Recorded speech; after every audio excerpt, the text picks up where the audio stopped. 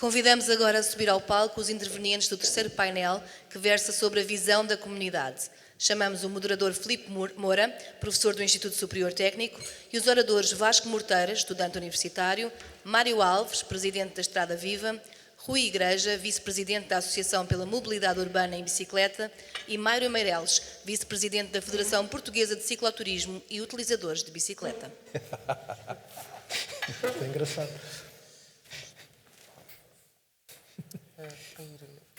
Então, boa tarde. Tenho aqui a tarefa difícil de nos despacharmos. Estamos um bocadinho atrasados. E de coordenar aqui este painel que tem a designação da visão da comunidade.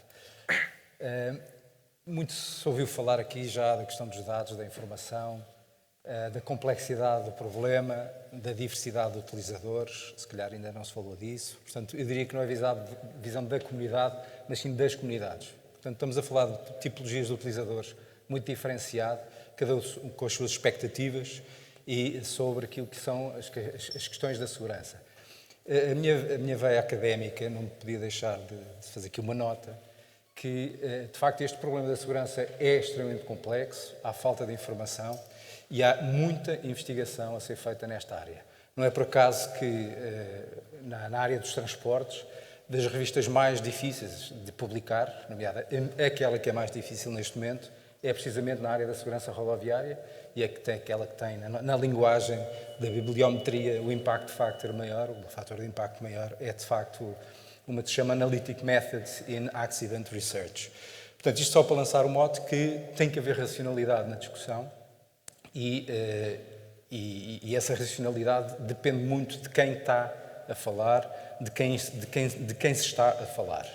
E, portanto, vamos ter aqui 4 pessoas que representam 4 comunidades diferentes, se calhar não tanto, se não são tão diferentes, e não temos aqui todas as comunidades que poderiam estar aqui a falar e certamente com perspectivas muito interessantes. Vamos começar com o Vasco Morteira, que estuda Medicina. Não, Microbiologia Médica. Microbiologia Médica, falhei. É estudante da Nova School, Medical School, Universidade de Medicina, não é? Pronto, da Faculdade de Medicina da Universidade de Lisboa. Pronto, força. Boa tarde. Primeiro quero agradecer ao convite para vir aqui falar.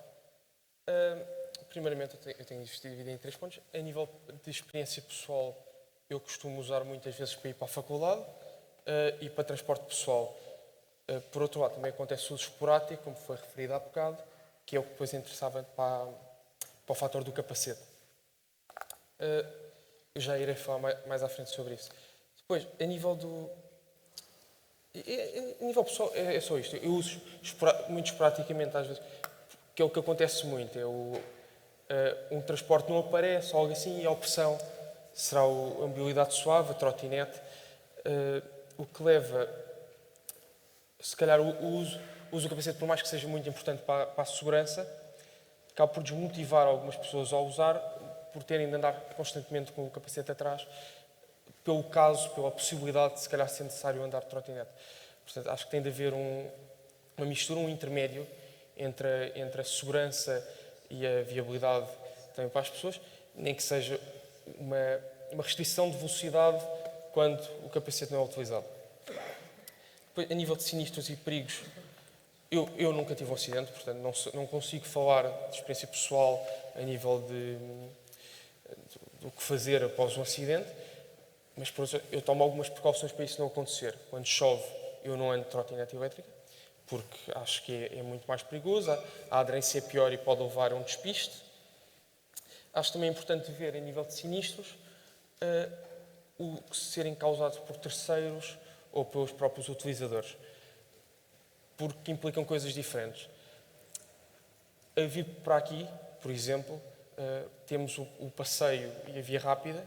Eu, enquanto utilizador de trotinete, sei que deveria usar a via rápida, eu não me sinto seguro ao usar a via rápida. São faixas pequenas, muitos carros, qualquer toque que eu leve pode levar a um atropelamento e numa trotinete não há qualquer tipo de proteção, mesmo com capacete, não haveria muita proteção que me assegure a segurança total. Portanto, acabo por chegar àquela parte. Ciclovias sim, mas eu percebo que não seja uma resolução de um dia para o outro Portanto, até lá percebo o controle muito mais restrito. Não é bem restrito, mas da velocidades muito mais diminuídas. A nível do que fazer, eu acho que uma boa ideia, na minha opinião pessoal, seria se calhar um género de licença, como acontece com a carta de condução, alguém que tenha vários sinistros, perto de pontos e pode parar de ter a carta de condução, ao fazer uma licença para utilizadores de mobilidade suave, acaba por levar isso e criar precedente, acaba por levar com que as pessoas tenham mais cuidado e que tenham cuidado para não criar acidentes a outros e tenham muito mais cuidado a andar. Porque se as pessoas souberem, se houver o precedente de que ao terceiro acidente para de ser possível andar de trotinete elétrica ou de uma bicicleta elétrica, as pessoas vão pensar duas vezes antes de tomar atitudes arriscadas para eles e para os outros.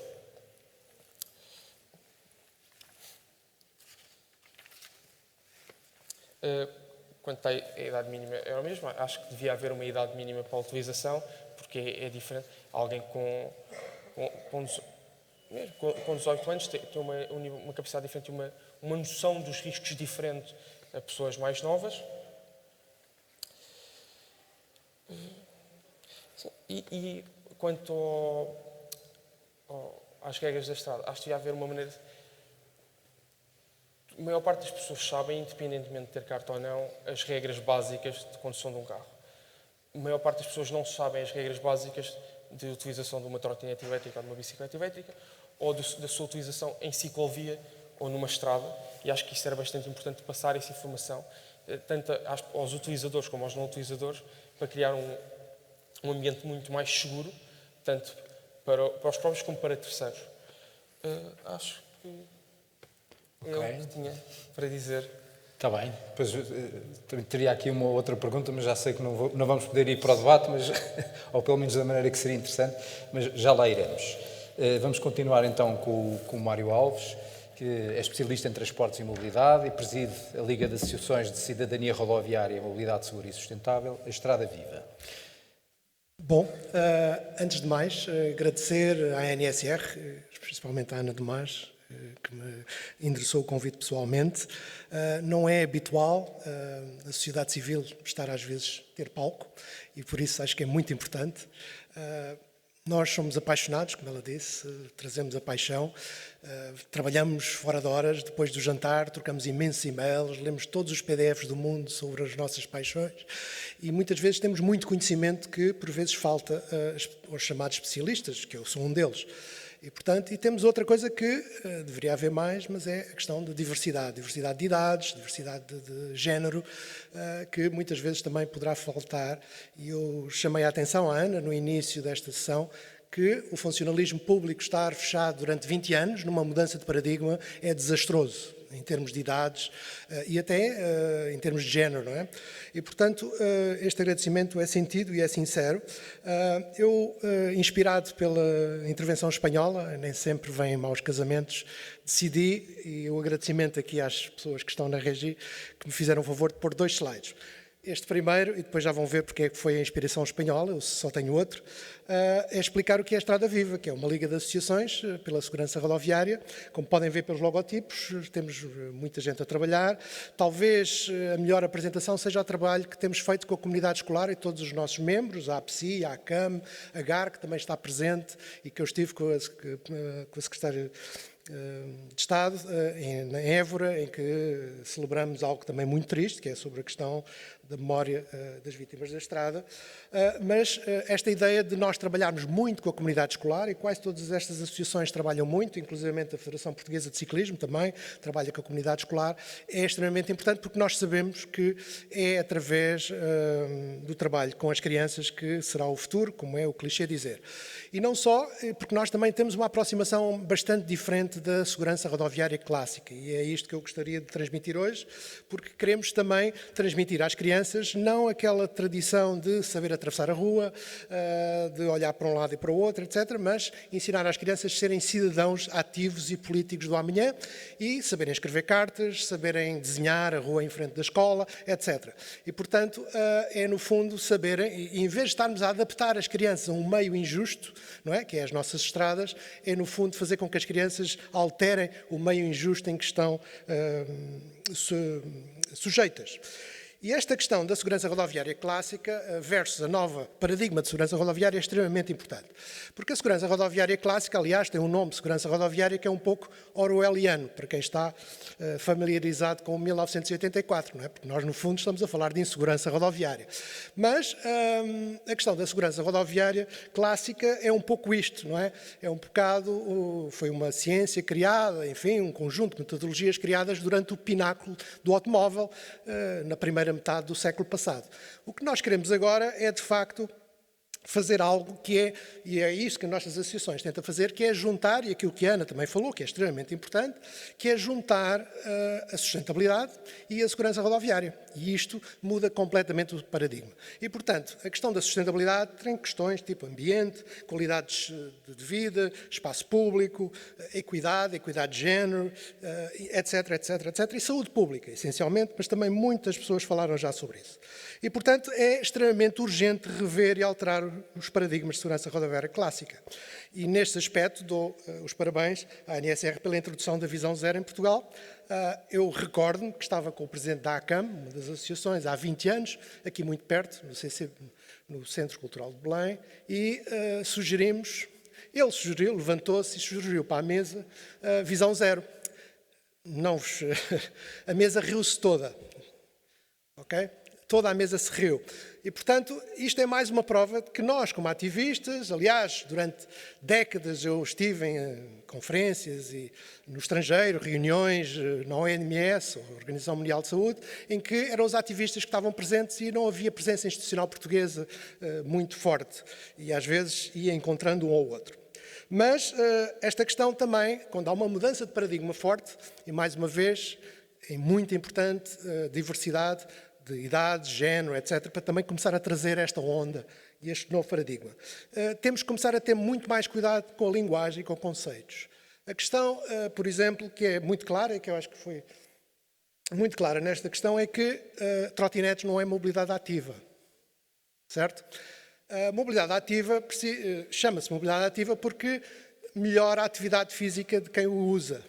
E, portanto, isto é extremamente importante, parece um bocado uma coisa, uma chinesice, mas não, porque as externalidades, que é o que os economistas dizem, que é o benefício social da atividade física, quando se anda a pé ou de bicicleta, é enormemente importante, como quase todos os estudos demonstram. A trotinete não tem isso. A trotinete pode ser uma mobilidade sustentável, e isso pode ser uma discussão, mas também pode ser uma discussão que nos pode distrair, não é? Porque nós estamos, e antes que outros membros do painel digam isto, nós estamos perante uma situação em que temos, por exemplo, uma loja de cristal, que é a cidade de Lisboa, ou qualquer outro Porto, ou qualquer outra cidade, entra uma manada de quase 500 mil de elefantes, que estaciona no passeio, que mata pessoas, etc. E nós estamos preocupados com os ratinhos que entornam os copos e que vão tropeçando. Eles podem, de facto, ter acidentes graves e temos que ter cuidado com isso. Mas estarmos muito preocupados com a questão das trotinetes ou das bicicletas, os capacetes, coletes fluorescentes, etc., podemos estar aqui a distrair-nos, de facto, do grande, grande desafio que temos para as próximas décadas. E, portanto, é essencial que, para reduzir o risco rodoviário, é essencial atuar sobre a fonte do perigo e não sobre as potenciais vítimas. E nós sabemos qual é a fonte do perigo. Em termos de linguagens, também é muito importante. Por exemplo, a palavra acidente, já a OMS começa a banir dos seus documentos, não é? E muitas instituições europeias já começam a evitar a palavra acidente, porque só uma pequeníssima parte dos sinistros são acidentes. Aliás, só ao almoço podemos conversar sobre isso. O acidente foi introduzido pela indústria automóvel para desculpar as pessoas que chegam, porque é um ato de Deus, acontece a todos. E temos mais coisas, por exemplo, utilizadores vulneráveis. São de facto vulneráveis, mas se calhar devíamos começar a falar em utilizadores desejáveis ou utilizadores prioritários, não é? Isso muda bastante a maneira como olhamos à segurança rodoviária. Sim. Vamos Bom, a isto. Vamos a isso. 1 minuto. Bom, isto são conceitos, não é, que são importantes, mas o que é muito mais importante, no meio disto tudo, é fazer com que os modos desejáveis ou prioritários tenham segurança para termos a tal segurança rodoviária sustentável. E para isso é preciso mudanças radicais do espaço público. E o meu segundo slide é este. E esta foi a inspiração espanhola, é que, de facto, uma das questões, que já se foi dito da audiência, é que temos que fazer aquilo que Portugal assinou na Declaração de Estocolmo, aqui há 3 anos, com 143 países, que é onde, nas zonas urbanas, não é? Onde as bicicletas e peões se misturam com os automóveis, temos que ter 30 km por hora. E daí a importância, agora eu falei em conceitos, vou só falar em 2 ou 3 coisas. Não vais não. Não vou? Pronto. A importância do planeamento, só 30 segundos. A importância do planeamento que tem de ser participado, orçamentado, calendarizado e transparente. Ok? Eu acho que isto é muito importante. A importância da participação da sociedade civil na co-construção destes planos. E trabalhar as questões das barreiras culturais e institucionais, porque as instituições também envelhecem, e envolver os municípios, porque são eles que gerem o espaço público, e o espaço público precisa ser mudado de uma forma radical. Muito obrigado. Obrigado, Mário. Desculpa lá a minha pressão. Vamos então pedir ao Rui Igreja, que está aqui em representação da MUBI, ele é, portanto, membro da direção da MUBI, que é a Associação pela Mobilidade Urbana e Bicicleta, onde também coordena o grupo de trabalho sobre políticas públicas nacionais. Rui, 7 minutos. Ok, obrigado. Antes de mais, queríamos agradecer o convite à NSR e, acima disso, felicitar a NSR e o Ministério da Administração Interna por organizarem este tipo de evento e trazer esta discussão e envolver todas estas pessoas nesta importante discussão.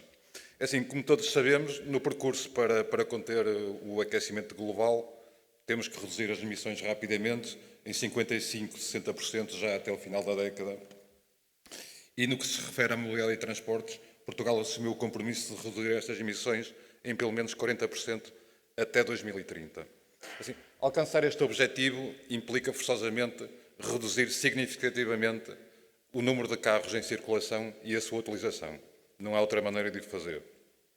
E também é importante referir assim, que nós só vamos conseguir esta mudança se houver medidas de desincentivo ao uso do automóvel.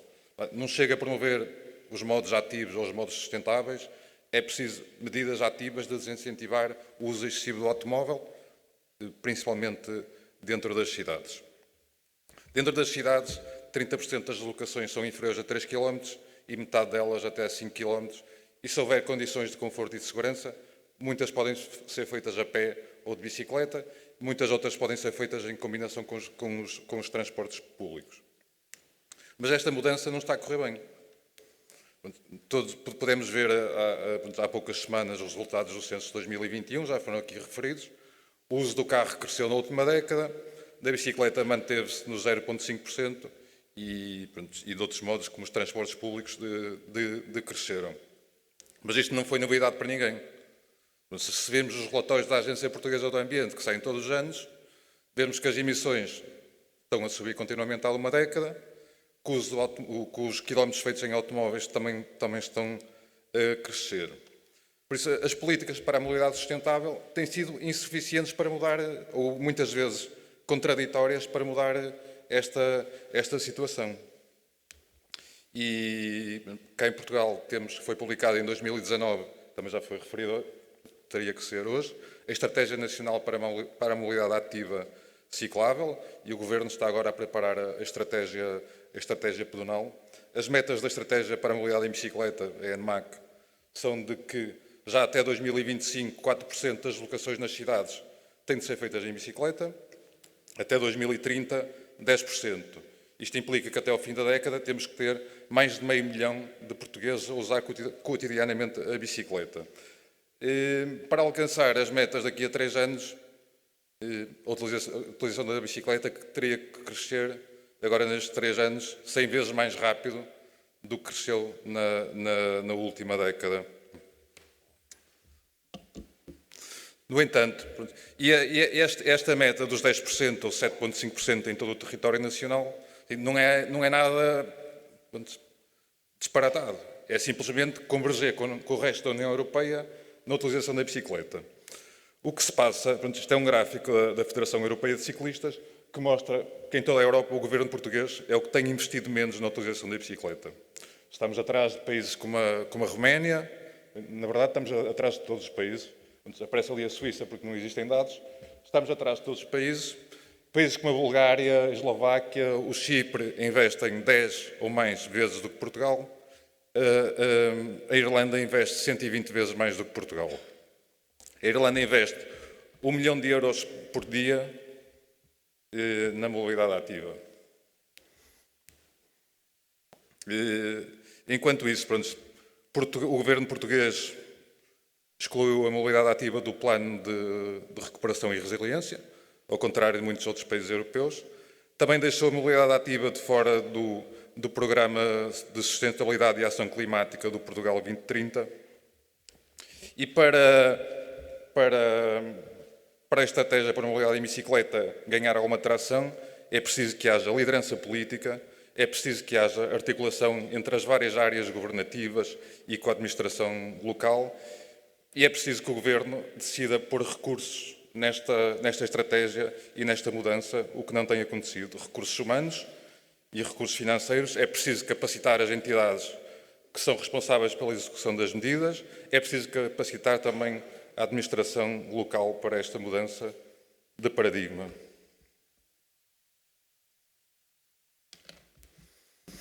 E uma razão fundamental que leva as pessoas a não utilizar ou utilizar os modos ativos de deslocação é a segurança ou a falta dela. E Portugal também, como já foi referido aqui, tem dos piores índices de sinistralidade rodoviária, precisamente dentro das localidades. E a MUVI tem, em conjunto com outras organizações, também de utilizadores de bicicleta ou de peões, apelado a que passe a existir responsabilidade política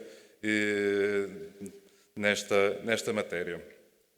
Eu, na semana passada, disse ao meu filho de 5 anos que vinha a Lisboa na terça-feira. E ele perguntou-me: vais fazer o quê?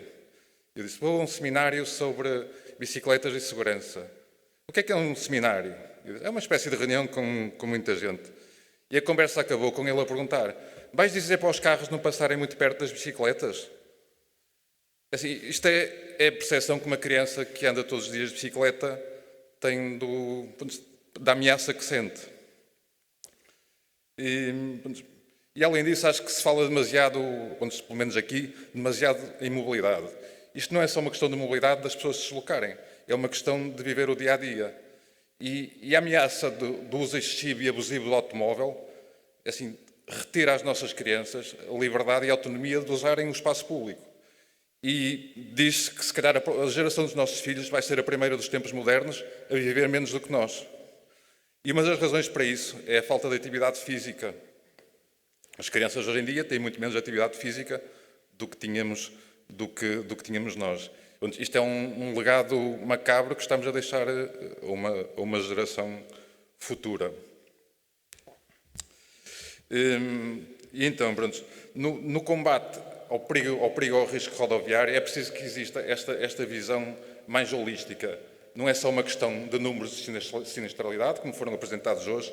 Tem que haver uma visão, também já foi referido aqui, de saúde pública e de qualidade de vida e uma ligação com a mobilidade sustentável e com o uso do espaço público. Foram referidos aqui muitos dados, isso é importante. A Comissão Europeia apela a que haja mais dados, mas só houve uma parte dos dados, que foi a parte dos resultados dos sinistros.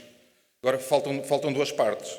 Uma que é importante, que é a utilização dos modos ativos. Porque, por exemplo, de certeza que a Holanda tem mais desastres com bicicletas do que tem Portugal. Mas isso não é mau, isso é bom. Eles têm mais desastres porque têm mais utilizadores de bicicleta. Houve uma apresentação, já não sei se foi da GNR ou da PSP, que mostrava isso. Eu comentei com o Mário, é óbvio que os locais onde há mais desastres com bicicletas são aqueles onde há maior utilização de bicicleta. Rui, temos que terminar. Ok. Esses dados de utilização são importantes para nós percebermos uma parte do problema. E outra fundamental é quais são as causas destes desastres. E vimos na apresentação da PSP que só 25% dos desastres é que eram por despiste. Todos os outros têm a presença de um automóvel. E se formos aos desastres com consequências graves, vemos que a proporção ainda é maior. Quase todos os desastres com consequências graves têm a presença do automóvel. Então, porquê é que hoje de manhã quase ninguém falou no automóvel? O automóvel é o veículo, ou os veículos motorizados, são os veículos de maior massa, capazes de elevadas velocidades, que trazem o perigo para as nossas ruas. O andar a pé ou de bicicleta, intrinsecamente, é uma atividade segura. É tão seguro uma criança andar a pé como andar de skate, como andar de patins. O perigo vem do automóvel. Então, se queremos reduzir o risco, o foco das políticas e das ações de segurança rodoviária tem que incidir no uso do automóvel. Terminando mesmo. Terminando, em jeito de conclusão, pronto, os utilizadores vulneráveis existem, como foi dito, são desejáveis e devem ser prioritários. A mobilidade ativa deve ser incentivada e, muito importante, a segurança de quem anda a pé e de quem anda de bicicleta depende essencialmente do comportamento dos condutores de veículos motorizados e é nestes que tem que estar o foco da ação de redução do risco rodoviário. Obrigado. Obrigado, Rui. O Mário Meireles doutorou-se pela Universidade de Minho, é vice-presidente da Federação Portuguesa de Cicloturismo e Utilizadores de Bicicleta, da Braga Ciclável, também investiga na área da mobilidade e urbanismo, trabalha na Transportes Urbanos de Braga e tem funções autárquicas. E vai conseguir fazer uma coisa que ele próprio vai mostrar em tão pouco tempo. Excelentíssima Sra. Vice-Presidente da ANSR, Excelentíssima Sra. Secretária de Estado, permitam-me cumprimentar todos, dada a escassez do tempo, desta forma, o moderador e o painel, cumprimentar o público também que nos ouve e vê em casa. Bom dia, porque nós no Norte dizemos bom dia até almoçarmos e, portanto, bom dia. A mobilidade ativa em Portugal, vamos aqui falar um bocadinho daquela que é a visão da Federação de uma forma holística e não apenas olhando para uma parte, e eu tenho que começar por falar das cidades, e nós vivemos continuamente em cidades já desde há 11.000 anos atrás, pelo menos. A primeira foi Jericó. Falando um bocadinho sobre os transportes públicos, eles existem pelo menos há 406 anos. A bicicleta existe há 206 anos, o automóvel existe há 138 anos, as trotinetes com motor existem há 108 anos e há 88 anos, pelo menos, que a indústria automóvel empurra as pessoas para as margens e tira o transporte público da frente, e isto é cá em Lisboa, e, portanto, para se poder, inicialmente, até o carro tinha uma rede à frente para poder levar os peões à frente. Até que nos anos 70, no norte da Europa, a sinistralidade rodoviária e as mortes de crianças nas cidades levou a que uma revolução existisse e houvesse uma inversão de políticas, porque o carro estava a matar pessoas. Sim, há sinistros de bicicletas, mas eles perceberam há muito tempo que o problema era o carro. Aqui falamos da praga das trotinetes e das bicicletas, mas depois os cegos não têm só problemas com trotinetes e bicicletas, meus senhores. A praga, a epidemia, e regula-se o que já está regulado, mas as pessoas de cadeiras de rodas não passam quando os carros também estacionam em cima dos passeios, meus senhores. Temos que falar das coisas todas, holisticamente, como disse o senhor Ministro aqui no início da manhã. Tudo, não é só olhar para a parte. Regular o estacionamento de bicicletas e de trotinetes, desculpem, mas eu tenho que dizer isto, é uma hipocrisia quando temos isto nas nossas cidades. E isto é uma realidade saindo da porta desta casa. Restringir velocidades de trotinetes quando é o carro que mata. Meus senhores, a força é 20 vezes superior quando é um carro do que quando é uma trotinete. Sabemos disso, a Espanha sabe disso. Falar do capacete, em vez de falarmos da reorganização do espaço público, que esse sim acaba por levar a uma redução da sinistralidade. Vamos primeiro falar da reorganização necessária do espaço público e a seguir falamos da utilização do capacete. Se calhar devemos olhar também para aquilo que acontece nos sinistros automóveis em termos de lesões cranioencefálicas. Bom, aqui este é um gráfico que não pode ser comparado, mas porque os números ainda não estão fechados para o número de trotinetes, mas podemos olhar para o número total de vítimas, que são 73 mil no país. E, portanto, hoje vimos que andaram na volta dos 5 mil nos últimos 2 anos a nível de trotinetes. Temos que olhar para os 73 mil, digo eu, ou para os mortos, para os 850 mortos nos últimos 2 anos. Podemos falar, claro, dos tratores, claro está, mas acaba por ser aqui uma cortina de fumo sobre aquela sinistralidade que ninguém fala. Este gráfico gostava de o ver em Portugal, é da União Europeia. Crash Fatalities, Road Traffic Fatalities. O carro mata mais na União Europeia, meus senhores, do que qualquer outro modo de transporte. Normalmente, quando falamos de vítimas de velocípedes ou de trotinetes, a maior parte das vezes o automóvel é que está lá. Em Portugal, em média, por ano, são atropeladas 11 pessoas por dia. 6 velocípedes são abalroados por carro por dia, em média. 17 pessoas vulneráveis são vítimas. Meus senhores, há um ano atrás o Presidente da ANSR dizia é igual a caírem 3 aviões por ano em Portugal. São 600 mortes, meus senhores. E elas não são mais ou menos do que no ano anterior. Acumulam. As pessoas não ressuscitam para voltar a tentar não morrer no ano a seguir. Acumulam as mortes. E acumulam as vítimas. Vamos com mais de 1 milhão de vítimas. A criminalidade rodoviária é a pior criminalidade do país. Um crime a cada 3 horas em Portugal. Uma vítima a cada 2 horas em Portugal, uma morte a cada 3 dias em Portugal. É disto que se trata, meus senhores, é disto que temos que falar. E o problema está, efetivamente, dentro das localidades. Diz-nos a União Europeia, diz-nos os dados da ANSR. 80% dos sinistros dentro das localidades, 55% das mortes dentro das localidades. A União Europeia anda abaixo dos 40%. O que é que fizeram as cidades? Como já aqui falámos, 30 km por hora, mais de 100 cidades alemãs, Paris, Bruxelas, Londres, enfim, já vimos muitos exemplos.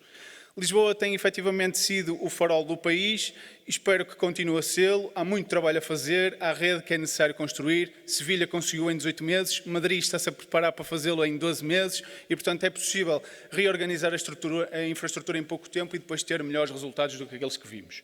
Então, agora, o que é que propõe a Federação? Algumas coisas poucas, por exemplo, calcular o risco de sinistro. Vimos ontem um estudo que saiu que o risco de sinistro da micromobilidade na Europa reduziu em 2 anos. E o risco de sinistro calcula-se sabendo o número de quilómetros pedalados, circulados, etc. É preciso também ter esse dado. Por exemplo, nova comunicação, como já aqui se falou, deixar de usar a palavra acidente, porque acidente é uma causalidade, um facto não essencial, passar a usar sinistro, desastre ou outras palavras. Não ter medo de usar homicídio involuntário por negligência, quando há um morto ou um sinistro rodoviário. Ou se calhar procurar também se é efetivamente um homicídio involuntário por negligência.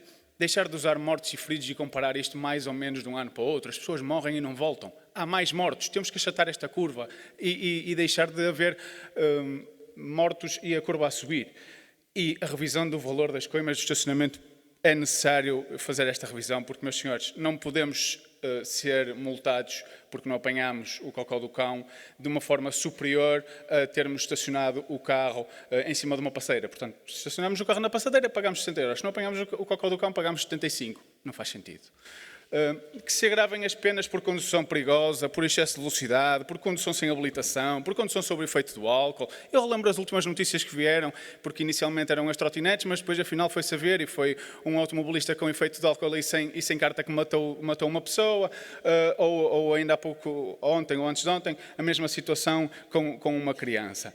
Que se criminalize o uso do automóvel na condução, porque os tempos de reação baixam drasticamente e, portanto, que se criminalize o seu uso na condução. Que se efetuem alterações ao nível do direito civil e do direito criminal para que se aproxime a legislação portuguesa daquela que é a loi ad bad inter ou a strict liability, protegendo os utilizadores vulneráveis. E que se criem legislação para que se possam criar equipas no terreno que façam uma avaliação e um redesenho dos locais de sinistro com um objetivo de atingir aí sim a visão zero. Porque nós sabemos que através do redesign das nossas cidades conseguimos reduzir brutalmente a nossa sinistralidade.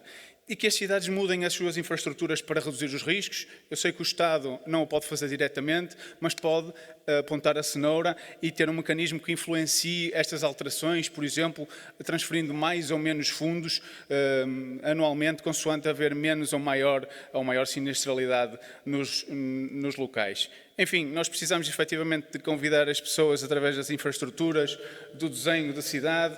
As cidades redesenham-se, modernizam-se, precisamos de ser ambiciosos, muito ambiciosos. Precisamos de discutir o tema na globalidade, esta sala de cristal que é o nosso país. Precisamos efetivamente de falar dos elefantes brancos e dos ratinhos, mas num corpo moribundo precisamos primeiro de tratar das feridas que vão matá-lo e só depois tratar dos arranhões. A mobilidade induz, meus senhores, e o redesenho urbano acaba por ser o principal foco das nossas intervenções. Muito obrigado.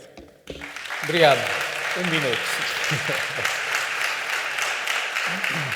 Vocês não sabem, mas o Mário conseguiu apresentar 41 slides em 8 minutos. É uma salva de palmas para ele, sim senhor. Eu vou pedir mais, fazer aqui uma pergunta rápida, aqui, e para isto ter alguma piada vou ser provocador, está bem? Senão também era fácil. Eu concordando genericamente com o que aqui foi dito, e começava pelo Mário, que foi o último a falar, não há aqui nenhuma partilha de responsabilidades. O que é que as comunidades podem fazer em relação ao seu próprio comportamento? Claro que sim. E depois de cada um, em 2 frases, 3 frases no máximo, para podermos ir embora, o que é que tem a dizer? Claro que sim, que há partilha de responsabilidades, e eu sou utilizador de todos os modos de transporte e, portanto, acho que nós devemos nos focar efetivamente são pessoas. Portanto, Ok. E as pessoas têm determinados comportamentos consoante, muitas vezes, o tipo de via que temos e o tipo de desenhos que temos. Agora, nós temos é que ter a noção que quando pegamos num carro de 1 tonelada ou de 2 toneladas, temos muito mais risco para terceiros do que quando pegamos numa bicicleta. O risco está lá, efetivamente, mas é muito inferior do que quando pegamos num carro, não é? Sim. Agora, A pergunta é sobretudo no sentido de autoproteção também, não é? Sim, a questão da autoproteção, eu acho que vai muito do desenho da cidade também, não é? Ainda há bocado falava que quando vem para aqui e vê uma via, uma rua com 6 vias e um passeio, opta pelo passeio porque não se sente seguro. E, portanto, há aqui uma responsabilidade também de garantirmos que as pessoas se sentem seguras na circulação. E isso acaba por depois convidar as pessoas a utilizar ou não determinados modos de transporte e acaba também por reduzir o tipo de sinistralidade que temos, porque vamos acabar por ter sempre sinistralidade, as coisas, efetivamente, nós podemos estar a tomar banho, escorregar e cair e bater com a cabeça, e não é por isso que vamos tomar banho de capacete, por exemplo, não é? Quer dizer, seria ridículo, no mínimo. Vamos comparar aquilo que é comparável. Podemos minimizar, sim, mas é chegar ao ridículo, porque às vezes é preciso chegar ao ridículo. Mas acho que podemos minimizar as situações se tivermos um ambiente urbano, e precisamos aqui agora de redesenhar as cidades, porque na Europa temos muitos exemplos, e eu ainda hoje de manhã dizia que nem todas as cidades foram bombardeadas e conseguiram fazer as adaptações para que efetivamente a pessoa, por exemplo, não deveria ser possível nós dentro da cidade atingirmos velocidades de autoestrada, e isso é um facto em Braga, por exemplo, não é? E aqui em Lisboa também será. E Pontevedra aqui há uns 12 anos tinha um problema em mãos deste tipo, e há 10 anos que não tem um morto nas estradas porque fez uma revolução na cidade. E, enfim, tentou reduzir o risco, conseguiu reduzir o risco. Portanto, há partilha de responsabilidades? Claro que há responsabilidades de parte a parte? Claro que há, mas no final das contas somos todos pessoas e temos que acabar com estas dicotomias de carros, bicicletas, carros, trotinetes, quer dizer, são pessoas. Eu hoje utilizo o carro, daqui a bocado uso a bicicleta, uso o modo de transporte que me for mais conveniente.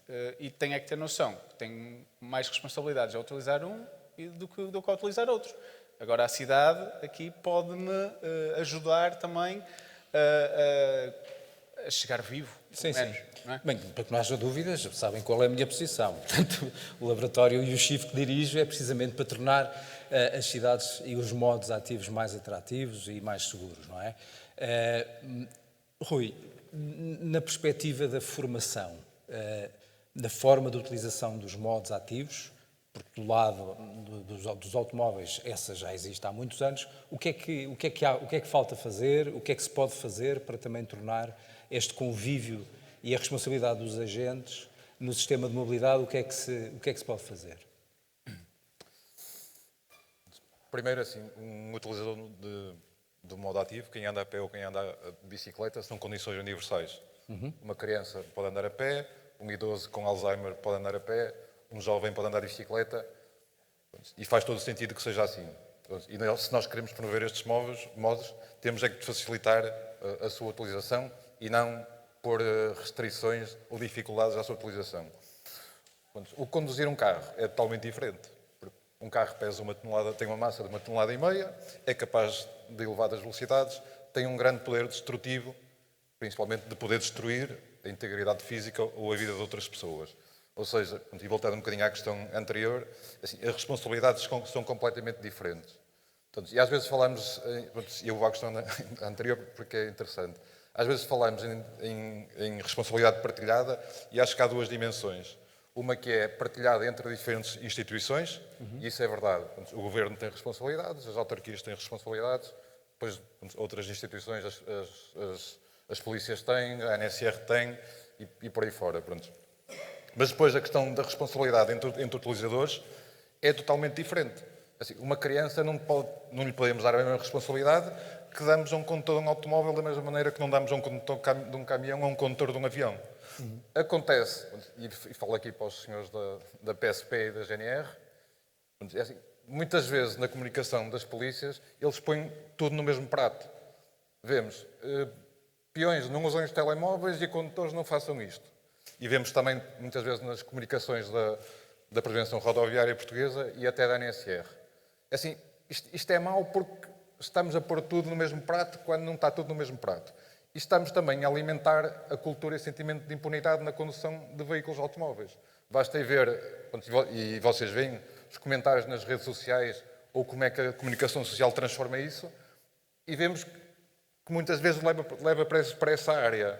Acho que é um cuidado que tem que ser tido, e também, obviamente, mas isso já não tem muito a ver connosco, mas um cuidado também da parte da comunicação social de não pôr as coisas no mesmo prato, porque as responsabilidades são totalmente diferentes, e então, assim, obviamente faz sentido formação para quem conduz veículos perigosos, não faz sentido formação para quem anda a pé.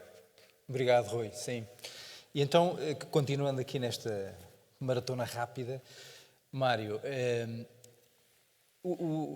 temos que repensar o paradigma das escolas de condução.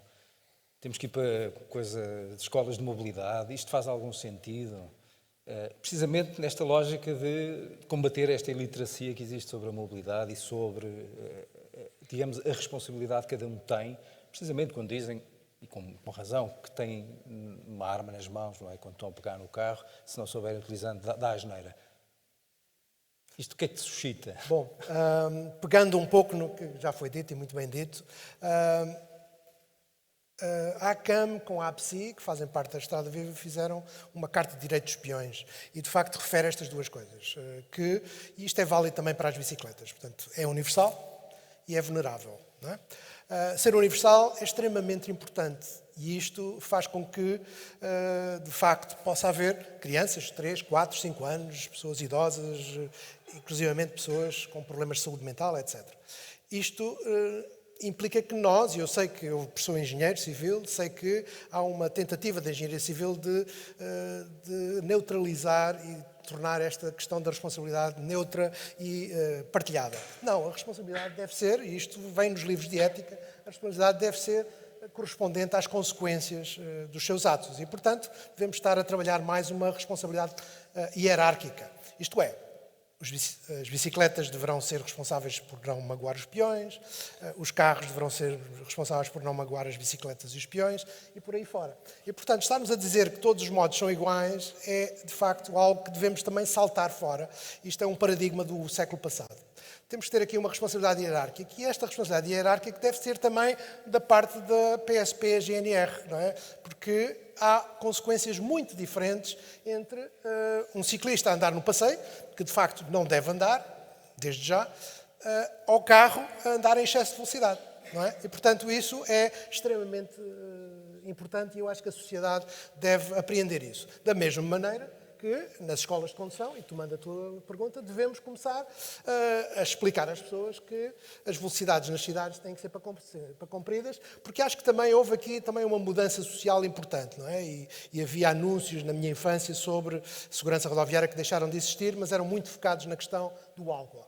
A questão do álcool ainda é muito grave, mas neste momento a questão da velocidade socialmente ainda é muito mais aceite e o álcool já começa a ser condenado. Hoje em dia ainda se vai a jantares e as pessoas ainda se acabam por chegar ao Algarve em 2 horas e coisas do género, não é? E, portanto, a questão da velocidade, especialmente dentro das localidades, é algo que tem que ser começado a ser uma batalha cultural que temos que travar. E, portanto, é extremamente importante. E, portanto, esta questão, a Europa não tem espaço, muitas vezes, para ter ciclovias em todo lado, não tem espaço para segregar as bicicletas e os peões em todo lado, e, portanto, por isso é que a Europa tem, e Portugal, terá terá que ter esta vocação de tornar as cidades e as localidades a 30 km por hora, porque a partir daí será muito mais fácil e a partir dos 30 km por hora vamos começar a discutir os 20 ou os 0 em frente às escolas, como muitas cidades europeias estão a fazer. Portanto, em frente às escolas, durante a entrega e recolha de crianças, podemos fechar a rua, não é? E, portanto, as crianças têm o direito de ir para as escolas em segurança. E, portanto, áreas de proteção e pela saúde da criança em torno das escolas poderá ser uma maneira política de chegarmos lá, porque todos nós compreendemos a vulnerabilidade das crianças e o direito à autonomia, que é muito importante. As crianças que não são autónomas são os políticos da manhã, são os cidadãos da manhã, que de facto, se viverem dentro da sua bolha do automóvel, ou ver televisão, ou jogar computador, acabam por não ter aquela experiência da cidade, onde se vê sem-abrigos, vê-se entregadores que por acaso receberam uma má coisa, mas são pessoas que estão a sacrificar imenso a sua vida por estarmos a entregar comida em casa, muitas vezes em condições terríveis de exploração, e estão a usar muitas vezes modos que não estão a magoar, a não ser eles próprios, e é algo que também devemos fazer, consciencialização, etc., terem luzes, etc. Mas não colocar, de facto, a responsabilidade nas vítimas. Eu acho que isso é algo que nós vamos começar a ter que abolir da nossa maneira de ver esta situação. Obrigado, Mário. Para terminar, Vasco, e aproveitando que ainda és estudante e que representas aqui também uma comunidade, que são os mais novos, para uma coisa, já tiraste a carta de condução? Normal. E a pergunta é como é que a tua geração encara esta questão de comprar carro, das opções de mobilidade e como é que esta questão da segurança, se isso tem alguma importância nas tomadas de decisões que tomam? Ou se há aqui uma transformação geracional? Eu acho que cada vez mais as gerações mais novas têm a noção dos benefícios do uso dos transportes, os transportes que não o carro, seja a mobilidade suave, seja os transportes públicos, têm de ser criados de uma maneira que sejam viáveis a nível de segurança na mobilidade suave e a nível, por exemplo, de tempo, quando, se calhar como os transportes públicos. Há casos em que uma viagem de 5 minutos, se calhar num autocarro demora muito mais porque há algum problema, ou então uma viagem de 5 minutos pode ser bastante arriscada, sendo em mobilidade suave, isso leva ao possível uso do carro. Eu, por exemplo, o melhor exemplo que eu tenho é, eu estudei na Faculdade de Ciências e Tecnologias na Caparica, eu de carro demoro meia hora, eu de transportes demoro 1h45. O que eu sofri. É uma diferença astronómica, que parecendo que não, ao fim de um dia estar 3 horas e meia, mais 3 horas e meia, em transportes, é bastante diferente a fazer 1 hora de carro. Tanto de conforto como de cansaço, parecendo que não, andar 2 horas seguidas de transportes cansa muito mais do que conduzir meia hora. E acho que, desde que haja as alternativas viáveis, a minha geração irá aceitá-las. Quanto às perguntas... Quantas perguntas? Acho que falta informação. As pessoas na hierarquia, o que eu concordo, devia haver a hierarquia, mas acho que as pessoas ainda pensam um bocadinho ao contrário. Não pensam na segurança dos outros, no sentido em que eu tenho um carro, ele está de trotinete ou de bicicleta, eu, se tiver um contacto com ele, ele fica muito pior. Pensam sim no sentido de eu tenho um carro, ele vai se desviar, porque se houver o impacto, ele fica pior. E não devia ser essa a mentalidade. A mentalidade não deveria ser o outro desvia-se porque ele tem um risco maior, mas sim ok, eu estou a conduzir algo que tem um risco muito maior de afetar o outro, eu terei de ter cuidado. Mas acho que também se baseia na informação e na partilha de informação, tanto do uso de carros como de trotinetes e de bicicletas. Porque também já vi casos de pessoas em trotinetes ou em bicicletas a cometer crimes e ser eles próprios a ser os culpados dos sinistros. Portanto, acho que é a base de informação em todos e a criação de transportes viáveis e alternativas ao carro. Obrigado. Bom, ficamos-nos por aqui. Tenho pena de não devolver o debate aqui para a audiência, são sempre os prejudicados, mas efetivamente aqui são 2h30, temos 1 hora de atraso. Agradeço imenso a vossa participação, os testemunhos, desculpem lá a provocação, mas tinha que ser feita. E pronto, bom almoço e boa sessão durante a tarde.